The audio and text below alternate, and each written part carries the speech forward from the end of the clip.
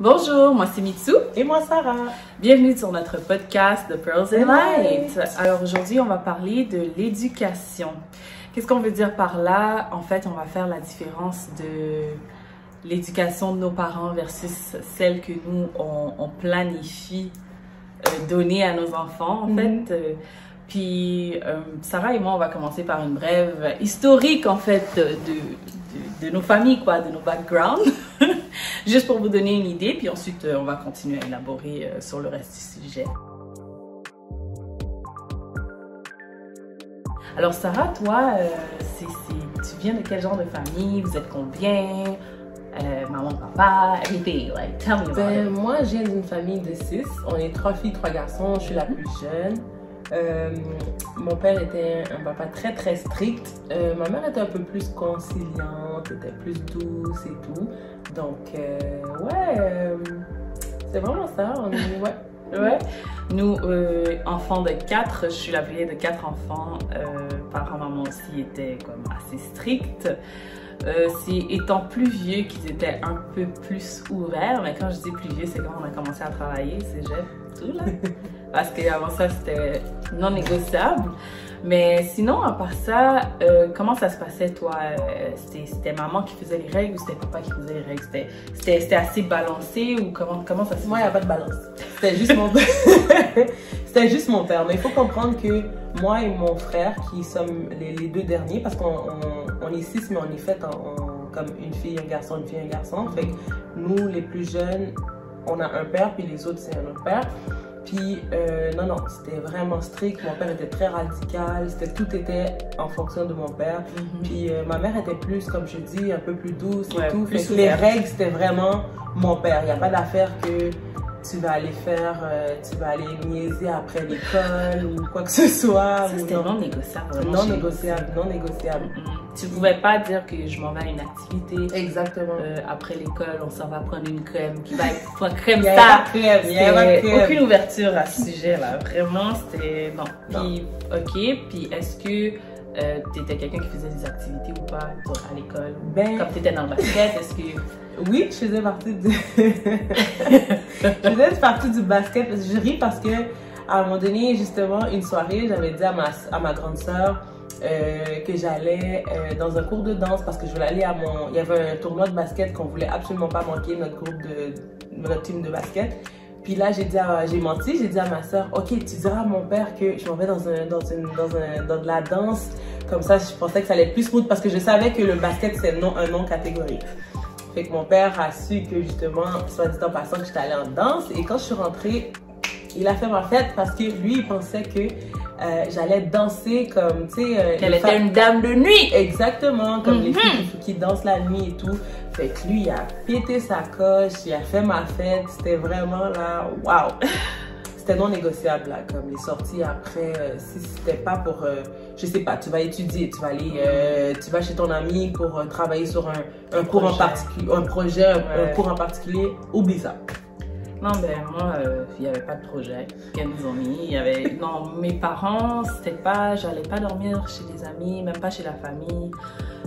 On faisait des activités en famille beaucoup, quand même. Là, tu sais, nos parents, ils nous amenaient dans des journées, des affaires comme ça. Ils nous sortaient, sinon c'était des longues sorties durant les journées, dans le sens où on va faire l'épicerie, on s'en va manger, puis tout. C'était le fun. Comme je peux pas dire que c'était pas des bons moments, mais je veux dire... En ce qui a trait aux sorties, les amis, tout ça, c'est vraiment étant plus vieux. C'était pas négociable que je dise oh maman, je m'en vais chez Stéphanie, là. Il n'y avait pas de tout ça qui se venait. Genre, tu vas chercher quand Stéphanie. Comme tu vas chercher quoi chez Stéphanie? C'était pas... Oui, il y avait des peurs, il y avait de la paranoïa, puis il y avait aussi, tu sais, le manque de confiance, ils n'étaient pas à l'aise. Fait qu'il y avait beaucoup d'enjeux, en fait. Mais c'est pas pour dire que, bon, c'est des mauvais parents, parce qu'ils ont fait ce qu'ils pouvaient aussi avec ce qu'ils avaient. Donc, c'est ça. Fait que nos parents, en général, tu sais, c'était quand même assez strict. Puis moi aussi, c'est mon père vraiment qui était plus tchac, comme on dit. Radical. Mais tout ça, c'est pour notre bien. Vraiment, oui. En tout cas. Mais là, on va passer au deuxième point qui est Toi, par rapport à ton beau Eliakim et tes futurs enfants, est-ce que toi, il y a des choses que papi et mamie t'ont inculqué, que tu es comme, ça c'est quelque chose que je veux transmettre à mon enfant? Et est-ce qu'il y a des choses aussi que tu es comme, j'imposerais moins ça à mon enfant? Puis qu'est-ce que tu aimerais peut-être apporter que toi, tu n'as pas nécessairement eu, genre, que tu pourrais peut-être faire transparaître d'une manière plus claire à ton enfant? Ben moi, c'est sûr que la rigidité des parents, j'ai pas trouvé ça mauvais parce qu'à la fin de la journée, faut que, autant que je suis une personne qui est super, je veux être une bonne amie une amie pour mon fils et tout, mais aussi je veux que comme tu me respectes, puis tu saches que comme, ok, c'est maman, c'est papa, puis que tu dois le respect avant tout. Mais ce que j'aurais vraiment voulu changer par rapport à mes parents, c'est que ils étaient pas très affection, dire je t'aime, câlin. Puis ça, je le montre beaucoup à mon fils en ce moment. Je trouve que c'est comme, je lui dis toujours comme t'es capable, puis que oui, bravo, nanana, puis que je lui donne des câlins, je lui donne plein de bisous. Je trouve ça tellement important parce que je trouve que moi, de mon côté, je trouve que ça a été un vide quand même, puis ça m'a un peu genre choquée. Je comprenais pas, tu sais, de voir, admettons, t'allais à l'école puis tu voyais Marie-Pierre qui avait des gros câlins puis des gros je t'aime puis des grosses affaires, puis nos parents étaient comme, c'est rare que t'entendais genre good job, t'as bien fait. C'est comme si on dirait qu'on leur doit ça. Je t'ai envoyé à l'école, c'est ça que je t'ai envoyé de faire, t'es obligé d'être bonne, t'es obligé d'être ceci.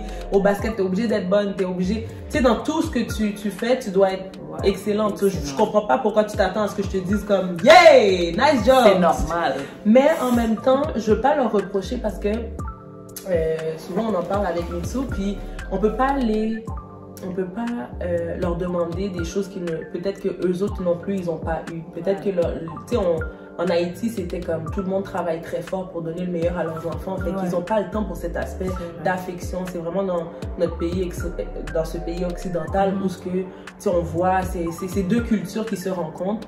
Puis là, eux autres ils étaient tellement habitués, comme souvent on parle, à leur façon en Haïti, puis là ils ont emmené ça ici, mais ils se sont pas nécessairement adaptés avec la façon de faire du pays. Puis ça m'a pris ma vie d'adulte, moi, dans mon cas, pour réaliser, et on m'a fait comprendre aussi, comme la voix de la sagesse va parler. Hein? J'ai une amie avec qui je parlais, puis tu sais, elle connaît ma famille et tout ça, puis elle sait comment papy et mamie fonctionnaient tout dans le temps, parce qu'on se connaît depuis qu'on a comme 14 ans. Puis elle est comme, mais livre, genre, tu sais, là maintenant qu'on est plus vieille, tu réalises que comme, on peut pas changer 65 ans de mentalité. Là. Exactement. Comme tu demandes à papi et mamie de faire un gros step, là, c'est comme impossible. Puis d'essayer de les faire comprendre ton point, je pense que ça c'est comme peine perdue parce que ils ont pas ces notions-là. Puis c'est pas pour dire qu'ils manquent de quelque chose ou quoi que ce soit, c'est juste que c'est pas dans leur vie tous les jours. Mais c'est parce que pour eux ça a marché. Oui, c'est ça. C'est quoi le problème? Ça a toujours été ça. C'est quoi que tu me dis? C'est quoi le... Like...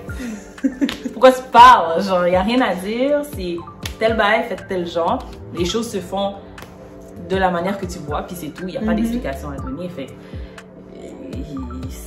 c'est pas évident non plus. J'imagine même pas parce que nous aussi, à certains aspects de notre éducation, peut-être nos enfants vont être comme, mais là, il n'y avait pas rapport. Tu sais, mais on fait de notre mieux. Puis comme tu as dit, c'est prendre le meilleur. Oui, transmettre l'amour, puis dire je t'aime, puis d'être très comme je t'encourage, puis écoute, c'est correct si tu l'as pas eu cette fois, mais tu sais, d'avoir des paroles de support, d'encouragement, mais tu sais, de le dire, de le verbaliser. Ouais. Versus. Je comprends pas comment t'as pas eu ton examen là. Comment ça? T'as pas ça? Ou fait 89, pas t'as fait 100. Mais 89, c'est bon quand même. 89. Qu'est-ce que tu veux que je fasse? Genre, tu sais. Mais ça, veut pas, ça crée aussi beaucoup d'anxiété de performance à l'école, puis au travail et tout ça, parce que tu dois constamment être excellente. Mais c'est pas une mauvaise chose. C'est l'approche qui est un peu harsh. Mais moi, pour ma part, pour ma fille, et si j'ai d'autres enfants, ce serait vraiment d'accepter que l'enfant est fâché, puis de lui permettre de s'exprimer par rapport à ça. Oui. Parce qu'on ne va pas toujours être d'accord, puis je pense que ça a été difficile aussi au sein de nos familles d'être fâché, mais tu dois avaler ton éveil parce que c'est toujours eux qui ont raison. Tu peux pas t'exprimer, tu peux pas dire nécessairement pourquoi tu es fâché parce que ben, ça passait pas. Puis c'était la même chose pour eux en Haïti. Tu sais, je pense pas qu'ils pouvaient dire comme dire yo, je veux donner mon opinion. Oui, tu m'as énervé, voici tel va fait tel jour comme non, ça passait pas. Puis je veux pas, ils nous ont introduit à ça, mais malheureusement c'est comme pas la meilleure chose. C'est important de savoir. Ouais, parce que veut pas. Ça, c'est quelque chose que moi, je voudrais apporter comme un changement. Chez moi, dans ma famille, c'est quelque chose que je prône vraiment la communication. Puis Sarah peut me dire, là, je suis très comme, OK, let's talk about it, let's sit down, have your time. Mais c'est important de savoir, mais OK, c'est quoi qui t'a rendu, comme, qu'est-ce qui t'a mis dans cette position-là, d'être déçu, puis de laisser l'enfant s'exprimer, puis de le dire pourquoi, puis de s'excuser aussi en tant que parent. Pas juste de prendre pour acquis que comme, ah ben c'est passé, on passe à autre chose, je vais t'amener manger de la glace. Là. Ça fonctionne pas comme ça. Jusqu'à aujourd'hui, j'ai jamais vu nos parents s'excuser pour quelque chose. Jamais. Ils ont toujours raison. Ils ont toujours raison. Même quand ils sont fautifs, ils vont jamais dire qu'ils sont fautifs. Ils ont toujours raison. Ouais, c'est pas de leur faute.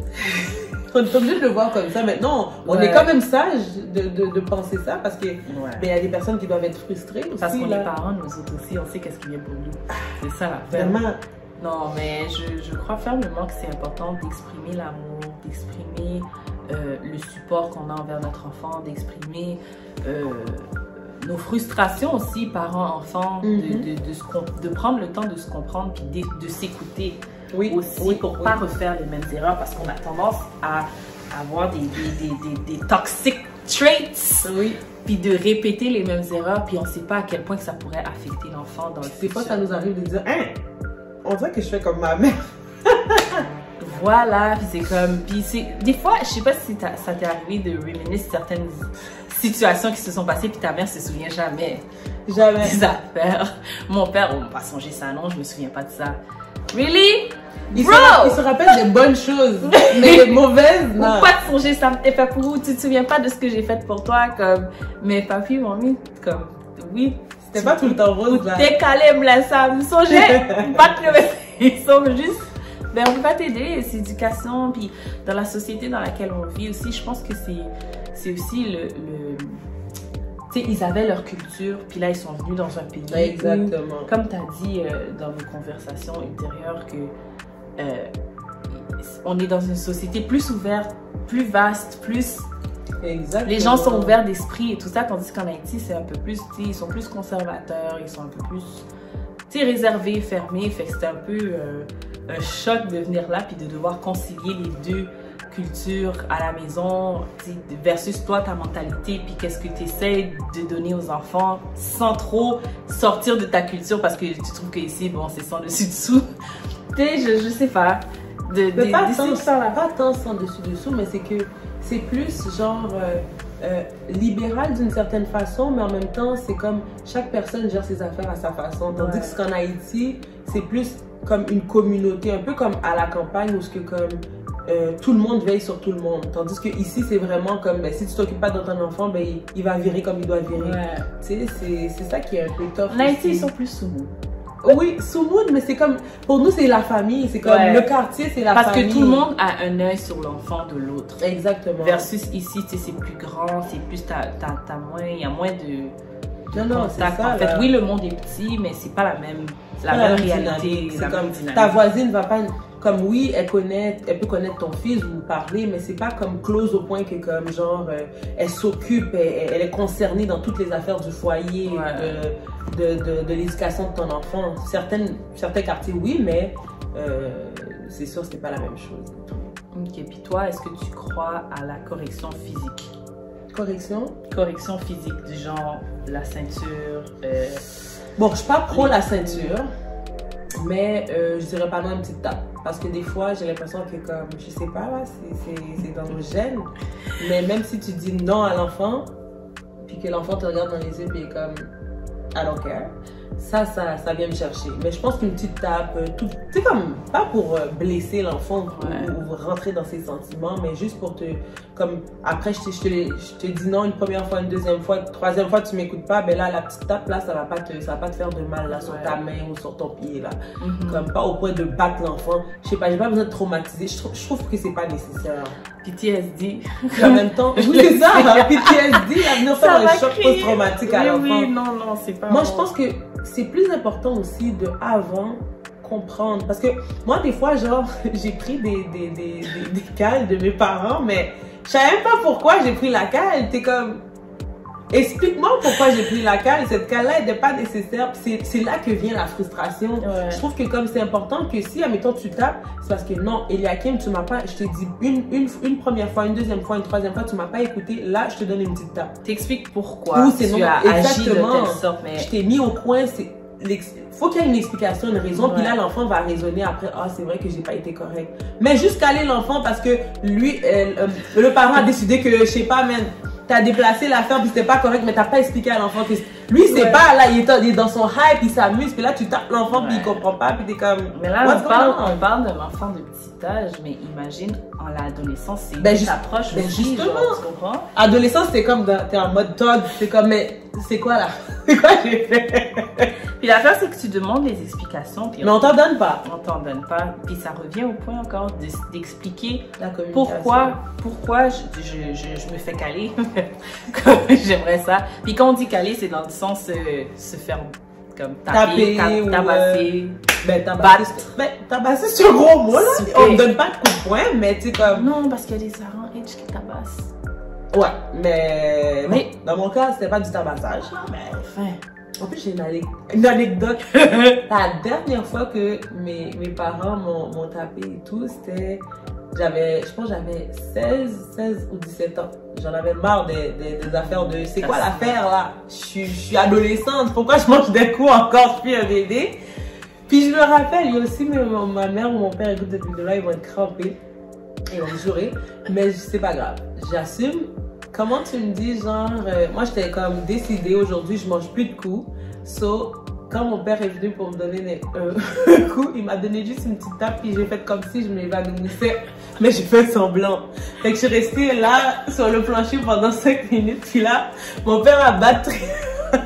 Il était tellement choqué. Il était comme, oh mon Dieu, qu'est-ce qui se passe avec ma fille? Il m'a calmé. Il m'a calmé, il m'a caressé, puis il m'a plus jamais frappé. Mais moi, je vous dis pas les enfants d'aller faire ça, mais... Ben, tu vois, toi, tu as utilisé une astuce assez intelligente. Mais il y en a qui vont avec la force sur leurs parents, puis c'est là que ça crée des clashs dans les familles, parce que c'est comme... À la fin de la journée, tu veux pas avoir la malédiction sur toi, là. C'est ça. Comme on donne le coup de poing, tu jumpes sur ton père, pour ta mère, pour faire quoi? Genre, puis tout, t'as le droit de t'exprimer, ta frustration encore, parce que oui, moi, je suis pro communication. Mais à la fin de la journée, tu sais, il y a un respect à avoir pour l'adulte et tout ça. Puis moi, jusqu'à aujourd'hui, il y a des affaires, je peux pas me permettre de dire à ma mère. Comme, aujourd'hui, je suis grand monde, mariée, me la caille, moi, me get moon. Je suis adulte, je suis chez moi, j'ai mon enfant, je suis mariée. Je suis style ta mère. Il y a des affaires que je préfère comme garder ma bouche fermée parce que je serais en Australie déjà. Australie, c'est des auteurs. Comme je pense que pour nos parents, c'est comme non négociable manque de respect. C'est comme que tu le veuilles ou pas. T'auras 50 ans, ben je suis style ta mère, puis tu me dois le respect. Mais moi, je suis d'accord aussi. Oui, sur cet aspect-là, j'ai rien à dire. Puis de mon côté aussi, moi, je suis pas pro correction physique. Pour l'avoir vécu, je pense pas que c'est nécessaire, mais c'est nécessaire dans certains cas, certains enfants. Moi, je crois que... Ça dépend du caractère de l'enfant. Ça dépend du caractère de l'enfant, puis ça dépend du caractère, l'attitude, tout, mais ça vaut pas la peine. Non. Pour moi, je trouve que tout fonctionne quand tu permets à l'enfant encore de reconnaître qu'il est une personne, puis qu'il a des sentiments, puis qu'il peut s'exprimer. Je trouve que ça change la donne, la dynamique, quand tu permets à l'enfant de dire comme, ben, j'ai fait ça, j'ai réagi comme ça parce que je me suis sentie comme... Ah, c'est quand ils le font? Oui, quand ils le font, parce que malheureusement, même si Il y en a qui vont aussi ouvert qu'on puisse l'être, ça se peut que nos enfants soient plus renfermés, puis tu sais, faut creuser pour les faire parler, tout ça. Mais c'est sûr que je frapperai jamais un enfant pour qu'il me sorte oui. une parole, quoi. Ça vaut pas la peine. C'est comme on s'assoit, tu le regardes aller. Puis ça sert à rien de frapper un enfant pour rien. C'est comme, si c'est pour l'éducation, le corriger par rapport à quelque chose, moi j'ai pas ce problème-là. Comme on m'a calé, ça m'a pas rendu plus mal. J'aurais pu être dans quelque chose de plus pire aujourd'hui. Fait que dans cet aspect-là, j'ai pas de remords. C'est juste que la seule ambiguïté, c'est explique-moi pourquoi tu m'as donné mon bâton. Ouais, exactement, parce qu'à la fin de la journée, on est bien sortis, je trouve. Ben oui. Mais pour ma part, à la maison, c'est sûr que on n'est pas des pros. Oui, la tape, ça va arriver et tout ça, mais étant plus vieux, bon, c'est sûr que c'est on the go qu'on va, on va faire ça. Le plus vieux, mon gars, c'est t'as plus de sel, assis-toi. Oui, ça va être la télévision. Oui, ça va être des restrictions, mais je vais pas trop taper là. Prendre la ceinture, puis tout ça, le fouet, tout ce que tu trouves devant toi. Non. Non, c'est pas nécessaire, mais c'est pas pour dire non plus que nos parents ont mal fait parce que c'est ce qu'ils connaissaient. Tu sais. Fait pour finir, je pense que c'est beau de mettre l'accent sur le fait que nos parents ont fait ce qu'ils pouvaient avec ce qu'ils avaient. Ben oui. Puis ils nous ont donné ce qu'ils ont reçu en partie. Je pensais que c'était excellent pour nous. Puis ça nous a pas rendu. Il n'y a pas comme on dit, il n'y a pas de mode d'emploi pour être parent. On fait ce qu'on peut avec ce qu'on a. Puis, comme on va le dire dans toutes nos vidéos, c'est correct d'aller chercher de l'aide, de demander conseil à des amis, à d'autres parents. Puis tu le connais ton enfant. Tu sais, c'est comme... Là, on parle pas on va pas rentrer dans le volet de maltraitance, mais tu le connais ton enfant, là. Tu sais s'il a un caractère fort, si c'est un enfant qui est plus timide, qui est plus calme. C'est d'évaluer. Ouais, d'évaluer, puis petit à petit aussi quand l'enfant grandit, parce que nous on a des jeunes enfants aussi, fait qu'on apprend, on est en plein apprentissage dans notre rôle de parent, mais c'est d'y aller avec son attitude, son caractère, comment il est. Comme moi, ma fille, je sais que je vais vraiment devoir être là, puis l'écouter, puis lui demander, ok, mais je comprends que t'es fâchée, like, tell me what's going on. T'sais, moi, je sais que je vais devoir le faire pour qu'elle se sente genre comprise, puis valorisée, oui, exactement. Comme je le vois déjà dans son attitude, quand elle se fâche, je suis comme, ok, c'est correct, je sais que t'es fâchée, mais c'est pas une raison de. Parce que même si l'enfant, on lui permet de s'exprimer, puis d'être lui-même dans ses sentiments comme de manière la plus transparente possible, faut que l'enfant sache aussi que pas parce que tu te sens d'une manière que tu dois boxer les gens, puis que les gens doivent accepter que genre tu pètes ta coche, puis non. Ça, c'est non négociable. Mais c'est encore des choses, comme tu as dit, qui sont en évaluation tout au long de l'apprentissage, tout au long aussi de l'éducation que tu donnes à ton enfant. Et tout. Fait, nos parents ont fait leur mieux, puis on les aime d'amour. Oui. Écoutez, si vous voyez cette vidéo, pas battre nous, grand bout de la caille, ouais, on va qu'à faire ça. Fait que non, c'est ça. Fait que c'est juste on a voulu faire juste la petite comparaison puis tout parce que c'est une réalité à une autre. Exact. Mais on n'empêche qu'il y a un peu de ce qui nous a été inculqué qu'on prend, puis nous on en prend un peu. Je prends ça, mais je prends pas ça, mais je vais peut-être l'amener d'une autre manière aussi, genre, tu comprends? Parce que je pense pas que c'est nécessairement mauvais, c'est plus une question d'approche. Exactement. Fait qu'on espère que vous avez aimé la vidéo. On aimerait aussi savoir comment ça se passe l'éducation avec les enfants, comment c'était avec vos parents. Est-ce que vos parents étaient stricts? Est-ce qu'ils étaient plus permissifs et tout? Donnez-nous des informations. On aime ça communiquer avec vous, échanger et puis... Non, c'est ça. Fait que faites de votre mieux. Vous êtes des super parents. Yes. Que vous soyez seul ou en couple, à la fin de la journée, c'est une question d'être bien entouré. Et donner le meilleur à nos enfants. Oui, d'être bien entouré puis de faire ce qu'on peut avec ce qu'on a. Parce que c'est pas évident. Donc sur ce, on vous dit à la prochaine avec un nouveau topic à découvrir.